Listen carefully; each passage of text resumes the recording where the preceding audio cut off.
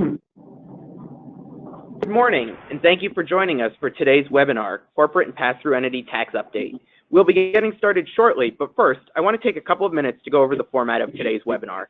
If you are attending this webinar for CPE credit, you must answer the 3 polling questions that are presented throughout the webinar, along with completing the post-webinar survey that will be sent out with the recording tomorrow. All phones have been placed on mute for this webinar. If you have any questions throughout the webinar, please use the Questions tab in the menu. We will address questions at the end of the webinar as time permits. If not, we will certainly follow up with some answers. We will also be recording this session, and the recording will be sent out following the webinar. Again, thank you for joining us. At this point, I would like to introduce our presenters. As a partner in our tax practice and industry leader of our TLC services group, Alan Osmolowski focuses on providing tax consulting and compliance services to growing dynamic companies in a broad range of sectors, including technology, life sciences, real estate, manufacturing, and clean energy. Alan has over 26 years of experience assisting clients in identifying, evaluating, and implementing tax planning strategies that result in significant tax and cash flow savings. He works with other members of the Bloom team to address client tax issues and implement innovative and sustainable tax saving strategies. Areas of technical expertise include tax accounting methods, inventory methods, ASC 740, state and local taxation, tangible property regulations, and corporate tax planning. As a director in Bloom's tax department, Dina Ouellette has over 21 years of experience providing services to a wide range of privately held businesses and individuals. Dina is a tax consultant to a variety of our firm's clients with a focus on automobile dealerships and individual taxation. Dina specializes in federal and state tax returns for individuals, S corporations, and privately held businesses. She also has experience with tax planning and research. As a director in Bloom's tax department, John Griffin has over 15 years of experience providing business tax services to a wide range of corporate and partnership clients. John advises clients on tax accounting methods, state and local tax matters, and income tax provisions. As a member of our tax department, Dan Moriello has over 6 years of experience providing services to a wide range of clients with a focus on the construction industry, along with the manufacturing, distribution, and retail industry. Dan works mostly with closely held S corporations and partnerships, as well as domestic and international C corporations. In this position, Dan provides tax services, supervises fieldwork, and oversees client engagement. I will now hand it over to Alan to begin today's presentation. Thank you. Again, hello everyone, and thank you for joining us today. Sure we get our slides working here, and we'll get going. But the purpose of today's webinar is just to talk about where we are in terms of the Tax Cuts and Jobs Act. That now that pretty much a little over a year has gone by since it was enacted, clearly was an historic piece of tax legislation. The last time we had any kind of tax reform like this was over 30 years ago, going back to the Reagan administration and the Tax Reform Act of '86. This act was passed entirely on party lines. There was not a single Democratic vote for it. Excuse me. And it was kind of rushed through Congress. So there's really a lot of things that needed to get clarified, and additional guidance that was needed that's taken place over the last year or so that we're going to kind of go through today. But there's been literally hundreds of pages of regulations and guidance that have been issued since this was enacted. It's mostly been a business-friendly act, so there's been a lot of areas where our clients have been able to take advantage of things that are very favorable for them. But as I mentioned, there's been draft regulations, final regulations, notices, FAQs, et cetera, that have all been issued since enactment to provide additional guidance on the tax law changes. And to kind of set the stage for where we are, the driving force for change relative to tax reform had to do with corporate income tax rates primarily. And basically both parties agreed the U.S. rates for corporations were amongst the highest in the world, and there was not a lot of incentive, in many cases, for companies to invest in the U.S. Versus in the global economy. So, the big change was corporate rates were reduced down to 21% from a 35% rate, more in line with other OECD countries in the world, that change was essentially permanent in that it's in the code. Other changes that we'll talk about were not necessarily permanent in that they sunset at a point down the road that had to do with getting the bill passed for scoring and funding, et cetera. But one of the big areas we've been dealing with is pass-through income, because the government didn't necessarily change the rate for pass-through income, but they did allow an additional deduction. And we're going to talk about that next. And there's a lot of things that we have to consider relative to pass-through income and what qualifies and doesn't qualify. I just want to mention that corporate AMT has been eliminated, which is very favorable. But AMT still does apply through pass-through income, but definitely to a lesser extent because of what's happened with itemized deductions. So with that, I will turn it over to Dan, who can talk about qualified business income and the deduction allowed for pass-through income. Thank you, Al. Hope everybody's having a nice morning. So we're going to talk about the qualified business income deduction, known as Code Section 199A, and this was going to replace the old 199, which was the domestic production activities deduction, which allowed for a 9% deduction related to activities that were here in the United States. So this new deduction is available to shareholders and partners of pass-through entities and single-member LLCs, and it's a deduction that's going to be taken on the shareholder and partner's personal return. So the business will have to report the required information in order for the shareholders to take this new deduction. The deduction is going to be a 20% deduction off of your qualified business income, which is essentially the pass-through income from the SCorp or partnership. And its purpose is to close the gap between the new lowered rate of 21% for corporations and the individual rate of 37%. So once the 20% is applied, the effective rate now on this flow-through income from businesses is approximately 29%.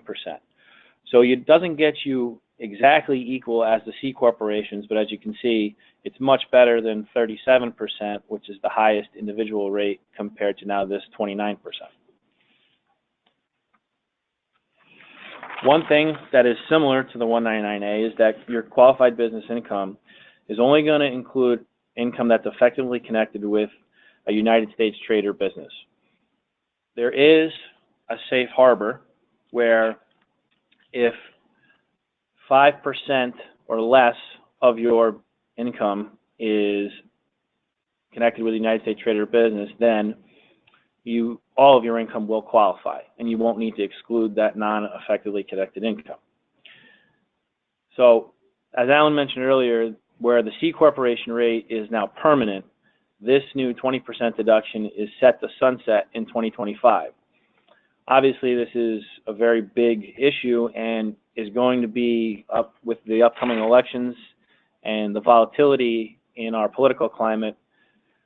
Many changes can occur for this, so it's something that we definitely want to keep an eye on.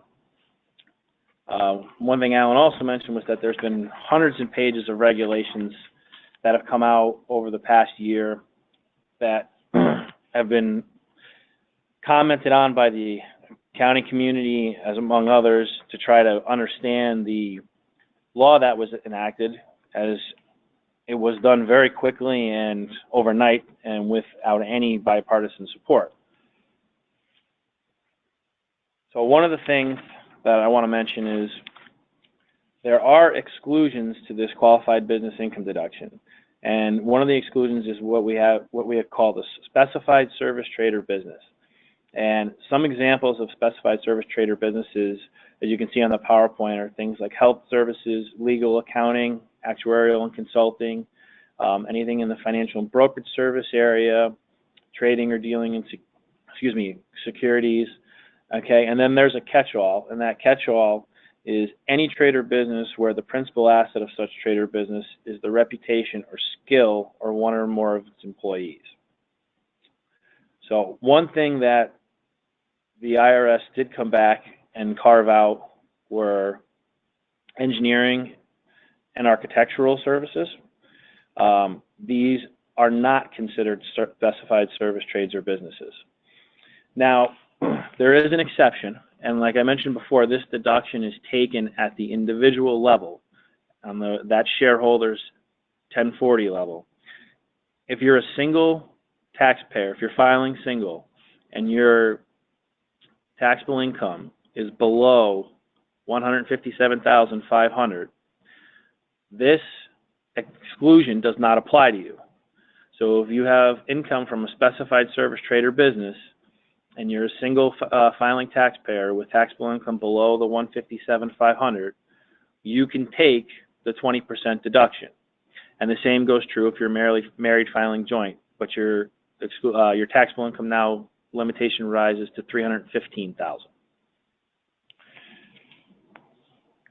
So forward.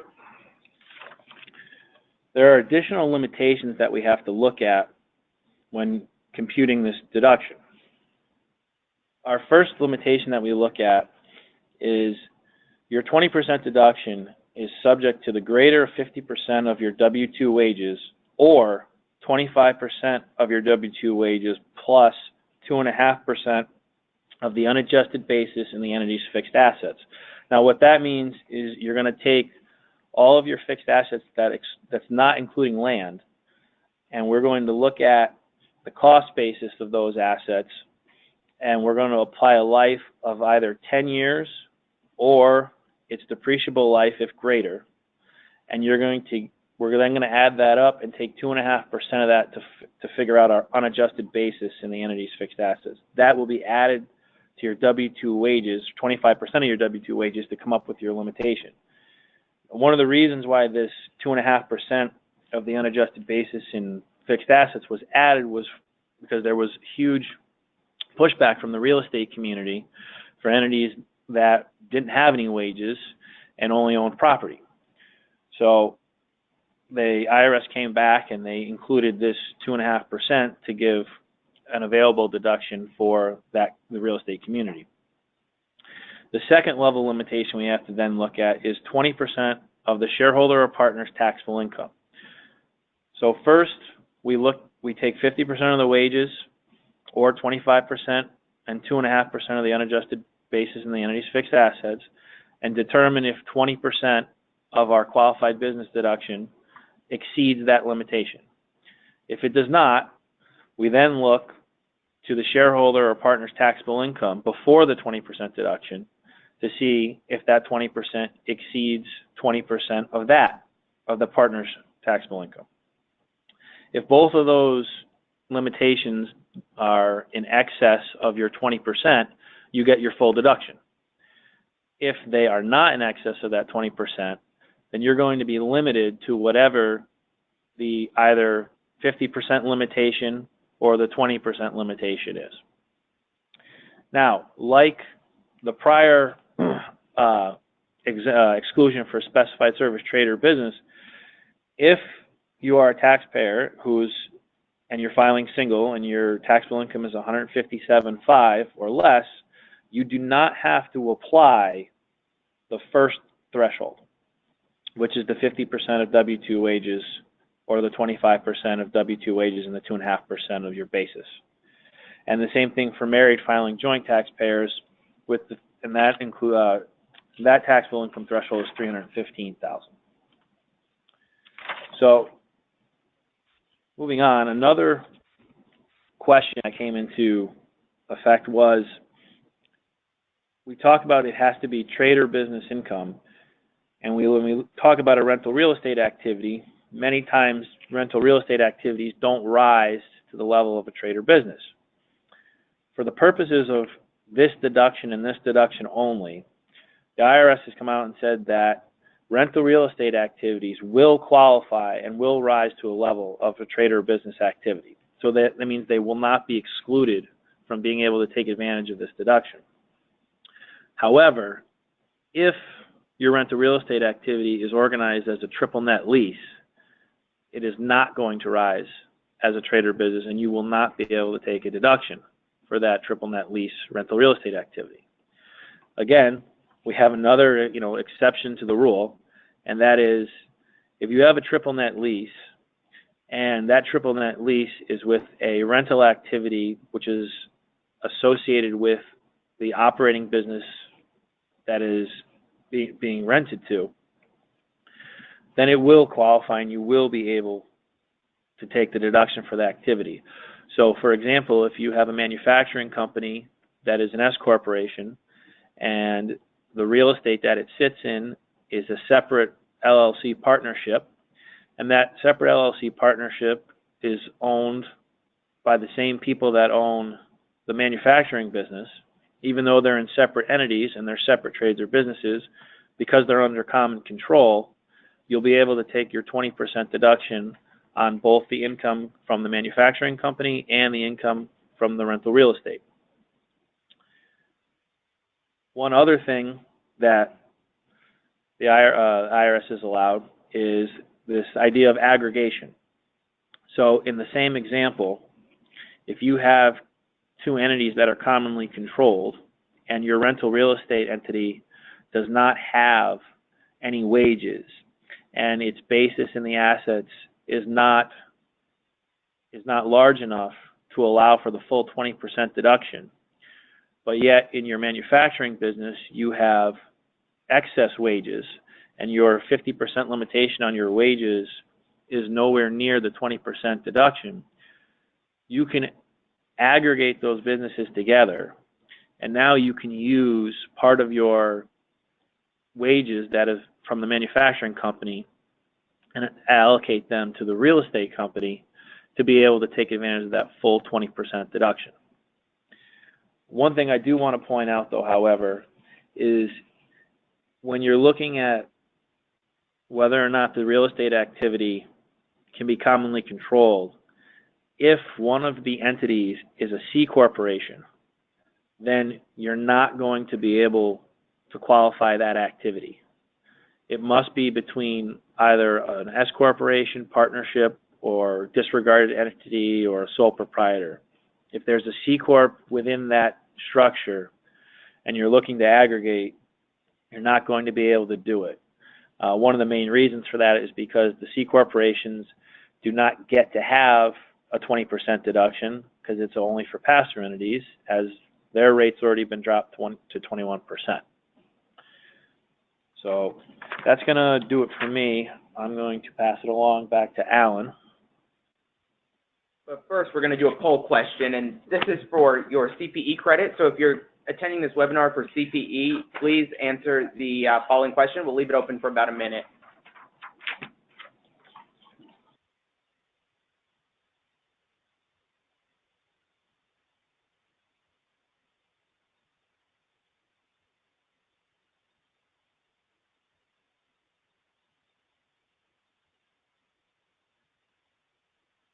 We're going to keep this open for just about another 15 seconds or so here. Thank you.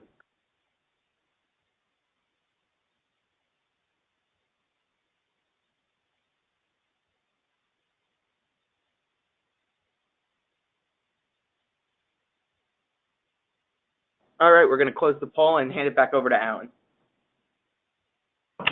Great, thank you. Yeah, so our next topic is going to be the interest expense limitation, also known as 163J, and we're going to have Dina walk us through that, please. Thank you. Good morning, everyone. Like Alan said, my topic is the business interest expense limitation under Section 163J. Most of the topics this morning have been very good news. Dan talked about the 20% QBI deduction, and Alan talked about reduced tax rates. However, my section is not good news because basically they needed a revenue raiser to balance the act, and this will raise revenue. So we'll start by just commenting that temporary regs were issued for 163J back in November of 2018. And they're 470 pages long. And I'm basically going to try to just give you a quick overview in 15 minutes. But like I said, we just have temporary regs on this topic. We do not have final regs yet. So the business interest limitation applies to all entities that have business interest. So that means it applies to C Corps, it applies to your pass-through entities, SCorps, partnerships, and then it also applies at the 1040 level. Business interest basically means any interest paid or accrued properly allocable to a trade or business. This does not include investment interest. So sometimes if you have an SCorp or a partnership, you might have some investment activity in there, and there might be some investment, interest paid in a margin account. That does not fall under these rules. This is just true business interest.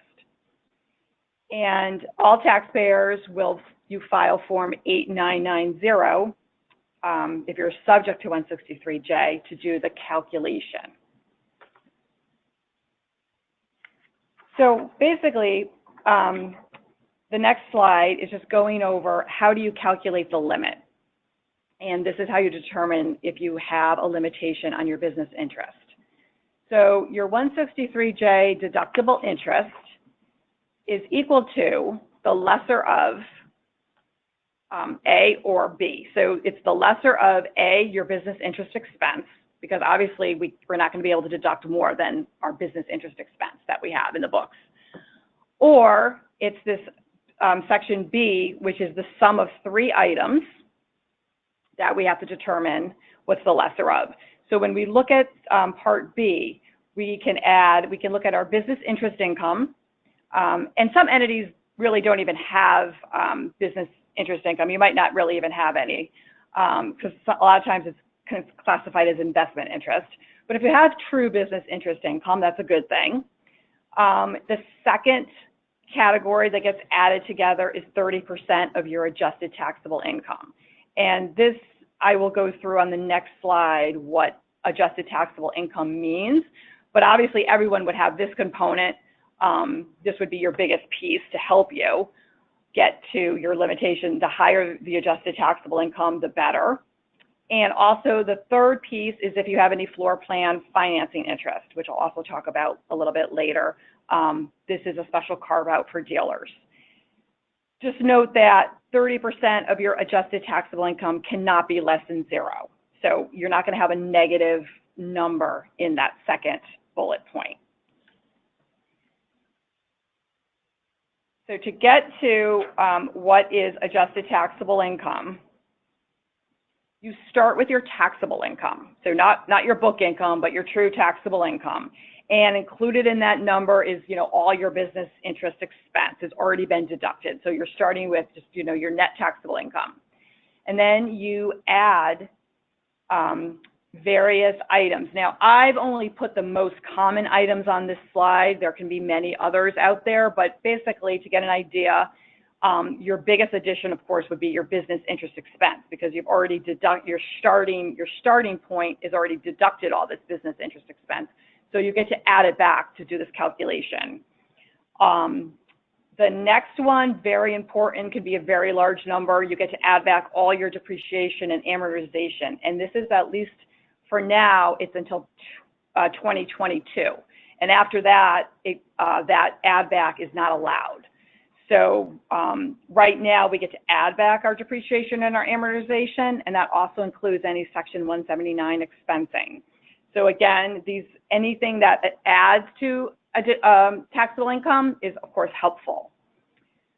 The other items, an NOL deduction, you get to add back. This would only apply if you're a CCorp or a 1040. And your 199 Cap A deduction, that's the deduction that Dan was talking about, that would get added back, so that would only apply at the 1040 level. Then we have subtractions or adjustments. So the first one is basically saying, look, if I've got anything going on my pass-through that is not trade or business income, I have to adjust that out. So if I have some dividends and some capital gains on my investments, I cannot include that in this calculation because that's not part of my trade or business income. So that would get subtracted out. If I had a capital loss, it would be added back. So that's just why there's that note there, that could technically go either way. If I had any business interest income, that would get subtracted out because if you remember on the previous slide, I get a special carve out for that. So that would just get subtracted out in my calculation for ATI, so we're not double counting it. Then another common item would be if I sold property at a gain, I kind of have to look at, and subtract out the lesser of my gain on that property or my depreciation taken for the year. And again, because we're adding back all our depreciation up above, we need to adjust it out if we had a gain, just again, not to double count. And if I'm a dealer and I get my carve out for floor plan interest, then I have to subtract it out of this calculation. Since I've added back all of my business interest expense, I would subtract out my floor plan so it doesn't get double counted. So just to talk a little bit more about the floor plan exclusion, the dealership community, lobbied really hard for this. Obviously, practically all dealerships have their floor plan interest in a dealership, and it has to be, which is secured by the inventory. They all have this. It's a huge component. So this is a special benefit for auto dealers. But there is a catch right now. So if you're a dealership and you want to take this special carve out for floor plan and be able to deduct all of your interest, you're not allowed to take bonus depreciation. So I don't know if there's any dealers on the phone, but there's a lot going on in this area. There's a lot of back and forth. The Blue Book came out and said, hey, look, there's a lot of dealers are making a lot of money that don't need the floor plan exclusion and don't even want to use it. Can we still take bonus? And there was some examples and things that came out in the Blue Book that basically says, yes, you can. So we're waiting on some more clarification here and guidance. If you don't need the floor plan exclusion, it might be a good idea not to take it, because the way things are worded now is you're not supposed to be able to take bonus going forward, and you don't want to be locked into not ever being able to take bonus depreciation. So we're hoping to get some clarification on that shortly. So now we talked about that this applies to all different types of taxpayers and generally how the calculation works. But there are two situations where the 163J limitation does not apply. So if you're a small taxpayer, you can be exempted from this provision. And basically, you look at your past 3 years of your average annual gross receipts, and if you're $25 million or less, you are not subject to the 163J rules. Keep in mind, a big thing to note, Dan talked a little bit about common control. Just because, I might have my operating entity in an SCorp that has 50 million of receipts and the real estate was spiked out in a partnership that might only have, let's say, $1 million of rent, that doesn't mean my partnership is all set and doesn't have to look at this calculation. A lot of times, this is how entities are structured, and they're just in separate business entities, but they're owned commonly.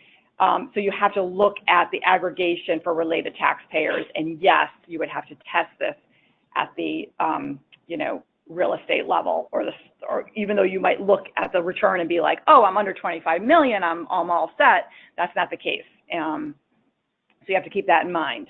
Also, another entity that does not have to test for 163J is if you decide to be an electing real property trade or business.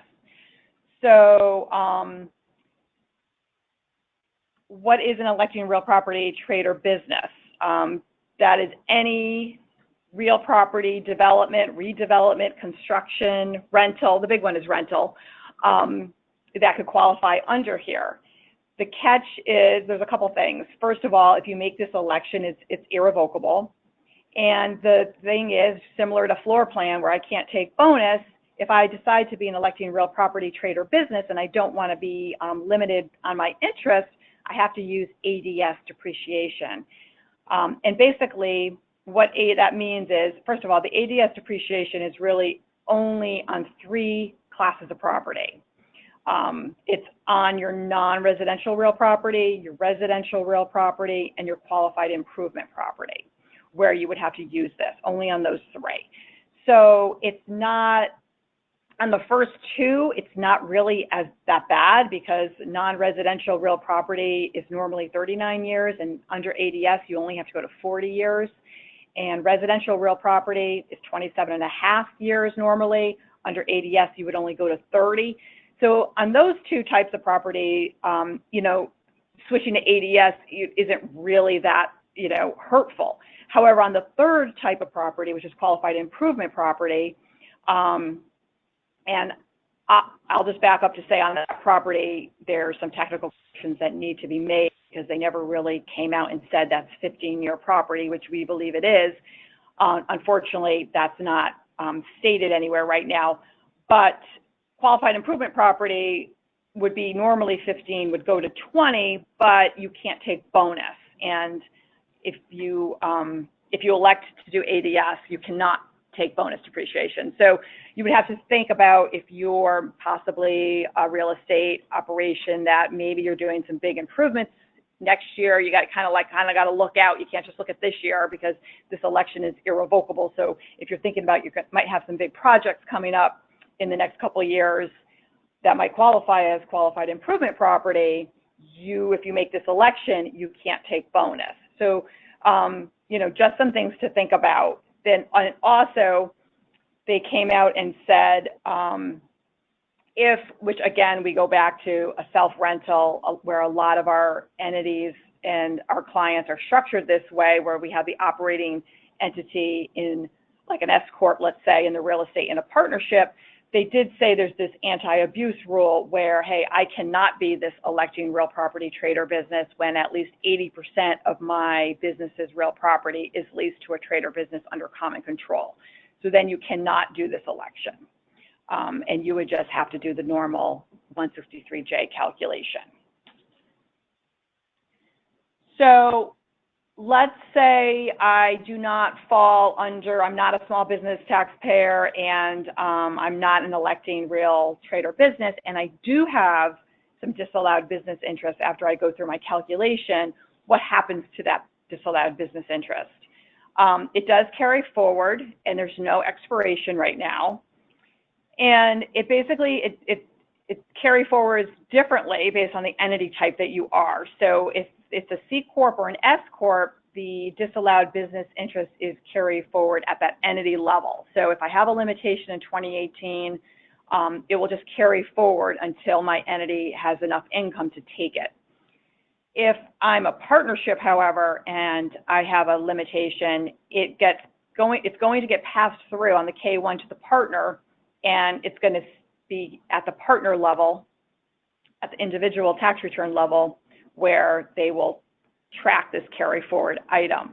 And if you have a limitation, let's say in 2018, and you pass through this disallowed interest to the partner, which is called excess business interest expense, that partner would not be able to take it in 2018 because you need to have income from that partnership to be able to take that business interest expense. So it would just be a carry forward item on his return until that partnership generates income and passes it through to the partner.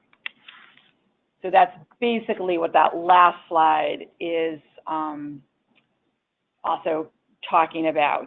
You cannot have both excess business interest expense and excess taxable income on a partnership. You would have one or the other. And that is the end of my section. I'm just going to forward. Thank you, Gina. And we'll So again, this is Alan talking. I've got a few miscellaneous items you wanted to cover before I turn it over to John to talk about accounting methods. But one area I wanted to mention is relative to entertainment expenses. Under old law, meals and entertainment were both subject to a 50% limitation. Now, under current law, entertainment expenses are completely non-deductible, whereas food and beverage is still 50%. So, if nothing else, you may want to have a change to your chart of accounts to have a separate line for entertainment versus food and beverage. Just to clarify, there's certain exceptions to this. For example, a holiday party would still be subject to the 50% limitation in total versus non-deductible for entertainment. So, wanted to mention that. Another area that's been getting more attention these days is transportation fringe benefits. So this was another revenue raiser as part of the bill, where the government said, employers aren't allowed to deduct transportation fringe benefits for things like, vehicle transportation, transit passes, qualified parking, et cetera. And those still can be excluded from the employee's income, but they're not deductible by the employer. But included in this category is also what's called qualified parking. So basically, to the extent that an employee has free parking where they work, the cost associated with that for the employer are now non-deductible. So this is sort of an administrative burden, because now you have to figure out, of the free parking you're providing for your employees, what's the cost of that, including plowing and how much of your rent applies to parking, et cetera. So there's actually quite a bit of work that needs to get done to make that calculation. The IRS issued guidance in December to explain how you do this, but this is something that is probably disproportionate in terms of the amount of time it takes to do the analysis versus the dollar amounts that are incurred. So if you are providing free parking for employees, that's something that you'll need to look at. And there are exceptions to this. There's an exception that says that if more than 50% of the parking you provide is available for customers, then all of it's deductible. And so there's those type of things you have to look at. There's also now a credit for paid family leave. So without spending too much time on this, just to know that if you are paying employees for family leave, now as an employer, you're able to claim a credit for that. So make sure your tax advisor knows about that if you're paying family leave. The Section 179 expensing election has gone up to $1 million per year with a $2.5 million phase out. Under old law, it was $500,000. And Section 179 can still be used in lieu of bonus depreciation when the ADS depreciation method is required. And as Dina mentioned now, that ADS depreciation method has been coming up more and more, especially with real estate entities that have to essentially, elect a longer recovery period for certain assets to avoid the interest expense limitation. Bonus depreciation has been extended and modified, 100% full expensing for qualified property through 2026. And bonus depreciation can now be used to include used property. But this is one of those provisions that will sunset down the road unless it's extended. So, there's been some discussion about tax reform 2.0, as it was being called. That whole process kind of died in the Senate. But there is, there was some discussion in Congress about trying to make some of these temporary changes permanent. So we'll see what happens there. But right now, there's nothing really on the horizon. There was a drafting error in the bill. So I think Dina mentioned earlier that the intention was to have qualified leasehold improvements be 15-year property. Based on an oversight, it's still characterized as 39-year property, and that makes it ineligible for bonus depreciation. So we're expecting to see a Technical Corrections Act coming at some point to fix some of the drafting errors that were in the bill, because as we've mentioned, it was rushed through, and a lot of things that really weren't addressed were just drafted incorrectly. Again, we talked about ADS depreciation. I think it's important to note that the ADS recovery period for commercial property is 40 years. The maker's recovery period is 39. So if you have to elect for commercial property, the ADS period going from a 39-year recovery period to 40 is really not that big a deal. For residential real property going forward, it's 30 years. But for existing property, it's still 40 years. So we have clients that are rental real estate entities where it's commercial real estate. And if they're subject to the 163J interest limitation, you really got to run the numbers to see if it doesn't make sense to elect the ADS method for existing property or not. And you got to do a scenario under both cases where the interest is limited versus you're limiting your depreciation. And as Tina mentioned, that election is irrevocable. So you really want to give some thought to that. And with that, now I will let Jared do our second poll question. Yes, so the second poll question is being launched now. Again, if you're doing this webinar for CPE credit, you must answer all three of the poll questions. So poll 2 is now open now, and we'll leave it open for about 30, 40 seconds here.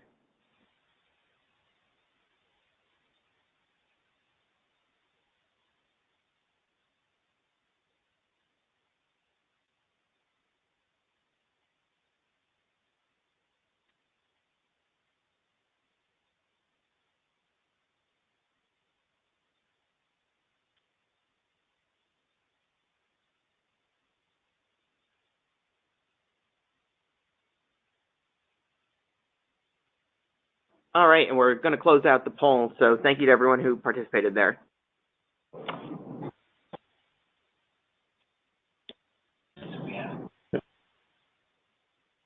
Good. And now I'm going to turn it over to John to talk about accounting methods.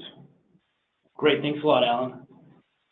So I'm going to finish up with accounting methods here. I know we're covering a lot of stuff today, so I'll try to stick to mostly the high-level topics here and identify the key opportunities here from tax reform in connection with accounting methods.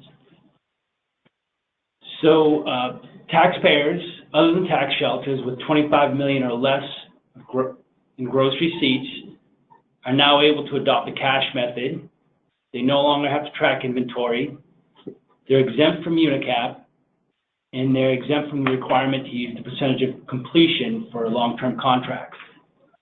So if we pause just a minute and think about, okay, what's changed, who really benefited from tax reform here in connection with the accounting method changes? Historically, pass-through entities could follow the cash method. It was really just CCorps and partnerships with CCorp partners that weren't allowed to use the cash method. So obviously the CCorps benefited. CCorps with less than 25 million benefited from tax reform.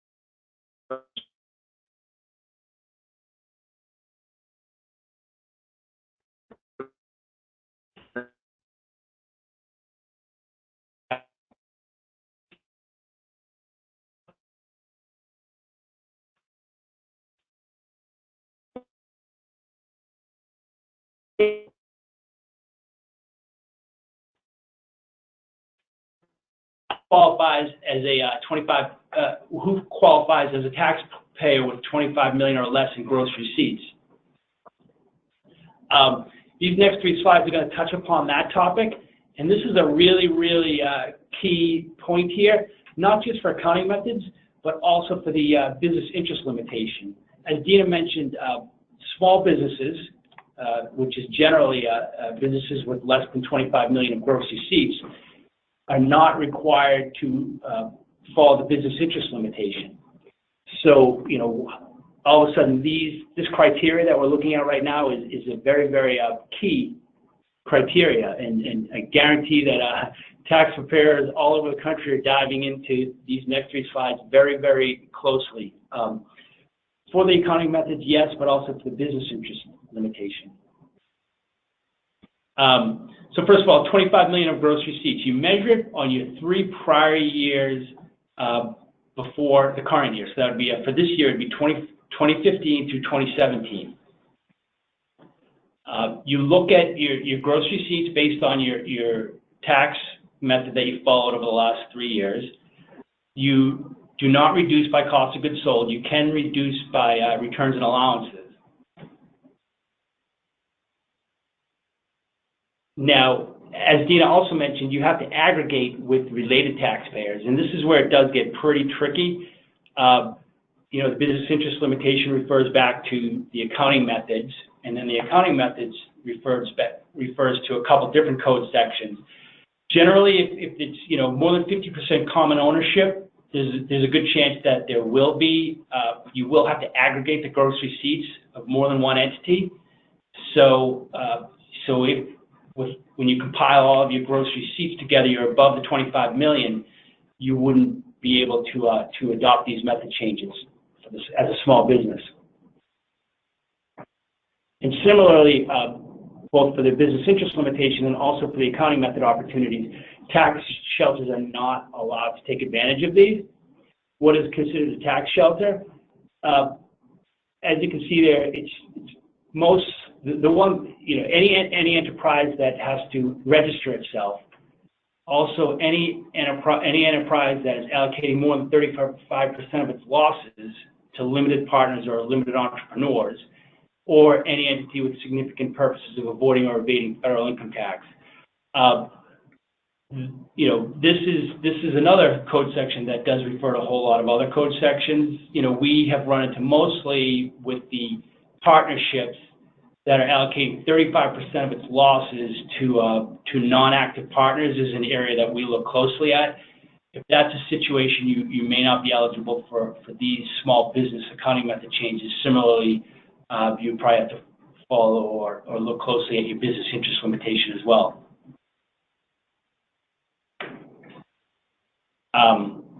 So that's, you know, that kind of summarizes who falls in, who's less than 25 million and how you measure the 25 million.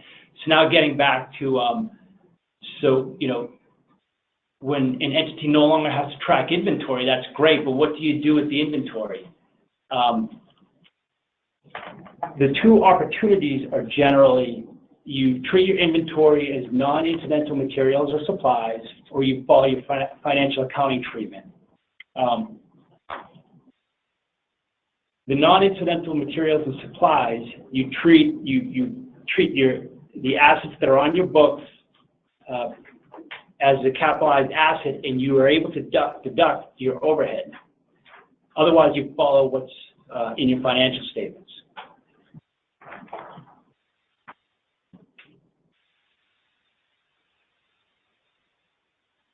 So here, and this slide, we're going to go through a quick example. And this slide pulls everything together. It shows, all right, we have an entity that historically was an accrual method taxpayer.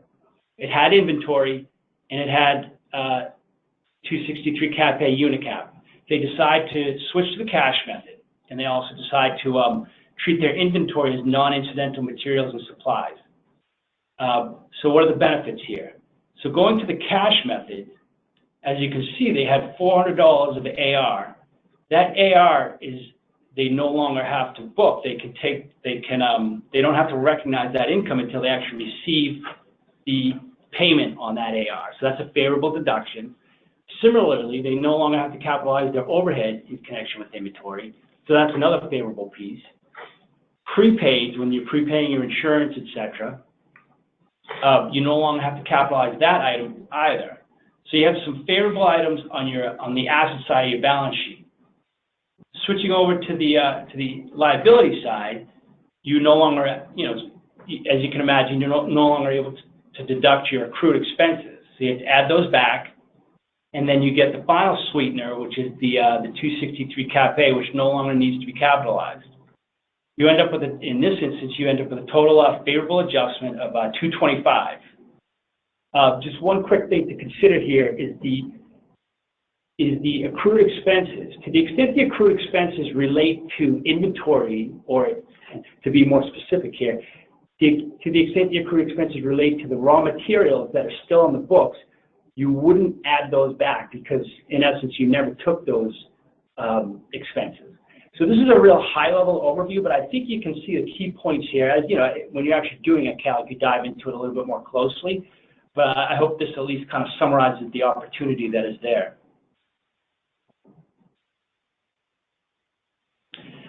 You know, if you do want to adopt one of these method changes as a small business taxpayer, the IRS has made it a little bit easier.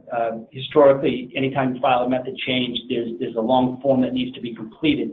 You still have to file that form. It's a 3115, but you can you only have to fill out a few of the sections. You can file an abbreviated form, but just like any other 3115, you do attach it to your timely filed return and file it in duplicate.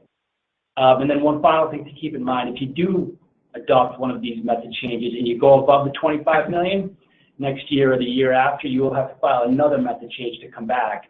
So just something to keep in mind if you do want to take advantage of this opportunity and you do see receipts going up in the next few years. So that's the summary of the new accounting methods that are available for small business taxpayers. Now we're going to switch over to advance payments. You know, a lot of times you'll receive advance payments for work that you have to do over the next 2-3 years. The first thing in connection with advance payments is you're no longer able to defer your income any longer than you defer your income for both purposes. I would say historically that was always a little bit of an aggressive position to defer your taxable income longer than you did for GAAP or your financial statements. And I'm just imagining that maybe the IRS got tired of seeing people do that, so they decided to just make it an across-the-board rule that says you cannot do that. So if you're, for example, if you have some unbilled receivables that you are not deferring for book purposes, you similarly cannot defer those to tax either.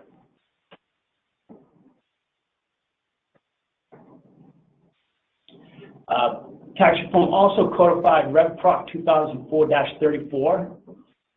This Rev Proc has been around for a while, at least probably 15 to 16 years, and it's a pretty user-friendly Rev Proc. It allows the taxpayer to, when they do receive advance payments, it allows the taxpayer, again, kind of following what you do for financial statements, it allows the taxpayer to defer the income for the same amount of time, in the same amount as you do for your books and records for the first year. So in year one, you can follow your books and records. In year two, however, you have to recognize all of your income. So you actually end up with the kind of, if you're deferring the income for longer than 2 years, you pull everything in the second year. And if you're deferring it, any amount that you're deferring longer than year two, you just, you got to pull in and have a unfavorable adjustment for tax purposes, and you'll put up a deferred tax asset for that amount.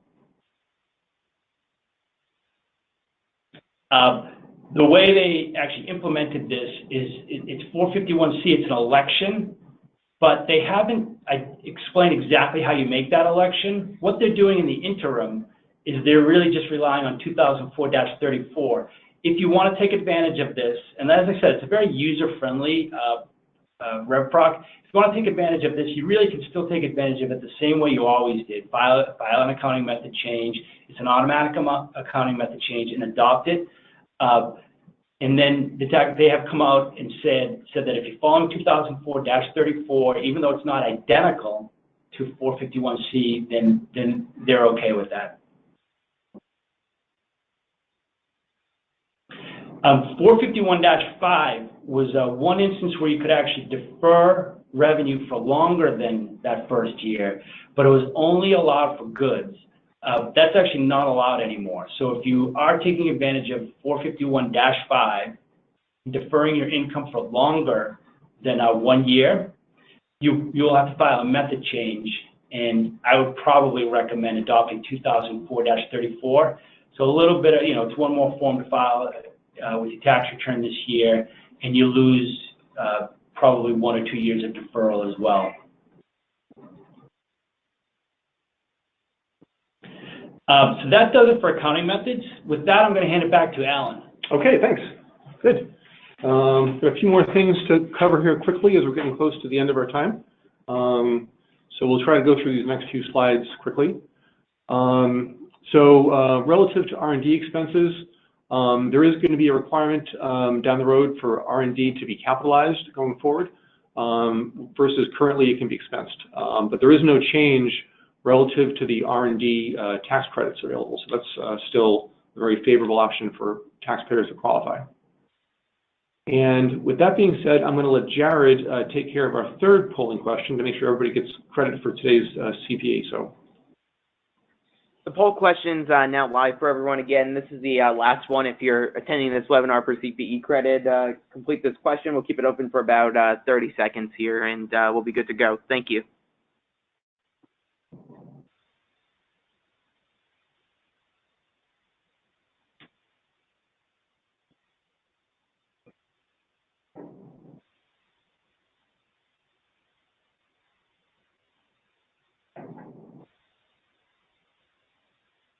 All right, I'm going to close the poll question. Thanks to everyone who voted. Great. Okay. Moving along here, another revenue raiser relative to tax reform is excess business losses. Basically, if you have losses passing through to an individual that might be an SCorp shareholder or a partner in a partnership, those losses are limited to $500,000 a year for married filing joint, or $250,000 for single. any disallowed losses would essentially become part of an NOL going forward, a net operating loss carried forward. And I should mention now that going forward, NOLs are limited to 80% of taxable income for NOLs generated post-enactment. NOLs that were carried forward from pre-enactment years are still subject to the old rules, which allows you to use them to offset to 100% of taxable income.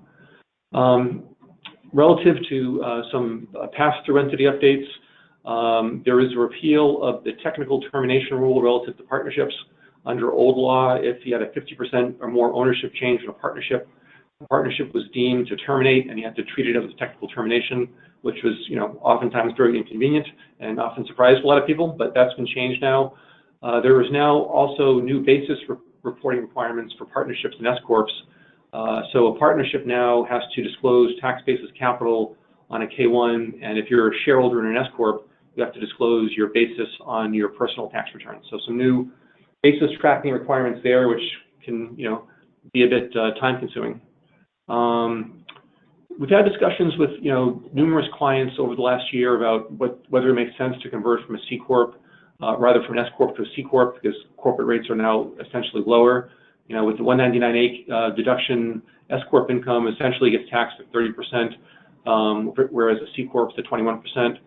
But, there's still the element of double taxation on a distribution coming out of a CCorp. So just in general, we see very few situations where it actually made sense for an SCorp to, consider being a CCorp. There's a new part of the Tax Cuts and Jobs Act law that allows for qualified opportunity zones.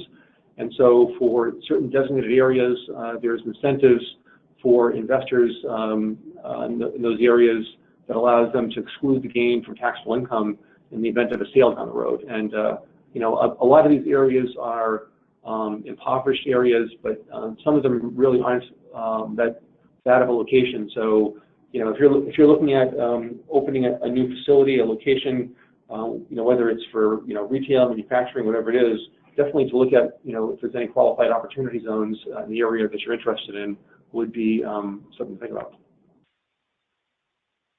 And that covers all of our slides. And we have a couple minutes left. If there's any questions anybody has, you can feel free to submit those.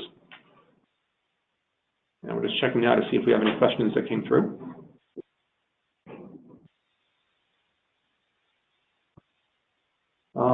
So it seems like there aren't any questions, and we're kind of at the end of our time here. So again, thank you to everyone for participating in today's webinar.